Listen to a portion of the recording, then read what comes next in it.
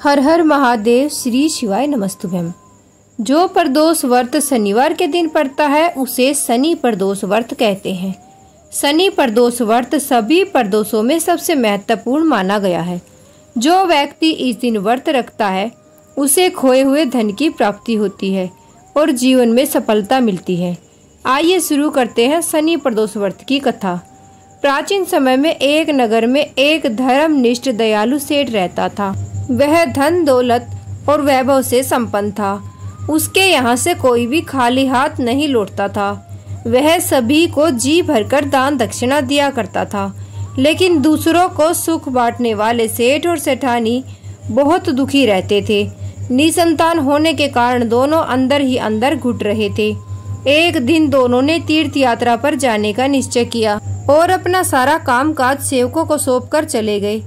अभी वे नगर के बाहर ही निकले थे कि उन्हें एक बड़े पेड़ के नीचे समाधि लगाए हुए एक तेजस्वी साधु दिखाई दिए। दोनों ने सोचा कि साधु महाराज से आशीर्वाद लेकर ही आगे की यात्रा शुरू की जाए। पति पत्नी दोनों समाधि में लीन साधु के सामने हाथ जोड़कर बैठ गए और उनकी समाधि टूटने की प्रतीक्षा करने लगे। सुबह से शाम और रात हो गई, लेकिन साधु की समाधि नहीं टूटी। मगर सेठ और उसकी पत्नी धैर्यपूर्वक हाथ जोड़कर बैठे रहे।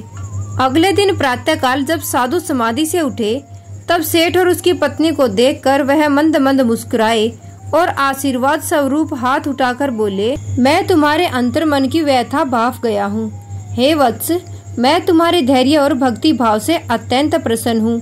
साधु ने संतान प्राप्ति के लिए उन्हें शनि प्रदोष व्रत करने की विधि बताई और शंकर भगवान की वंदना करने के लिए कहा। हे रुद्रदेव शिव नमस्कार, शिव शंकर जग गुरु नमस्कार, हे नीलकंठसुर नमस्कार, शशि मौली चंद्र सुख नमस्कार, हे उमाकांत सुधि नमस्कार, उग्र तत्व रूप मन नमस्कार, ईशान इस प्रभु नमस्कार, विश्वेश्वर प्रभु शिव नमस्कार। तीर्थ यात्रा के बाद दोनों वापस घर लौट आए और नियम पूर्वक शनि प्रदोष व्रत करने लगे। शिव भगवान की कृपा से सेठ की पत्नी ने एक सुंदर पुत्र को जन्म दिया। शनि प्रदोष व्रत के प्रभाव से उनके यहाँ छाया हुआ अंधकार लुप्त हो गया। सेठ और उनकी पत्नी अपने पुत्र के साथ आनंद पूर्वक रहने लगे। तो ये थी आज की कथा। कहानी सुनने वालों का भी भला और कहानी सुनाने वालों का भी भला। हर हर महादेव, जय माता पार्वती।